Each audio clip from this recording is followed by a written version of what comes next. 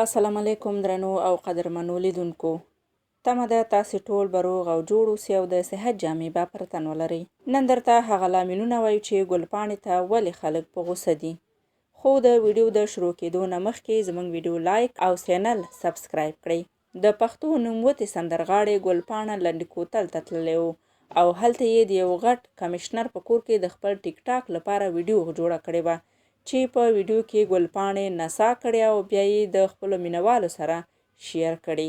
د ګلپاڼې په دې کار سره د پاکستان حکومتي چارواکو سخت غبرګون ښودلی او دا یې ناوړه کار بللی چې د یو کمشنر په کور کې دې یوه ډمه ولیدل شي.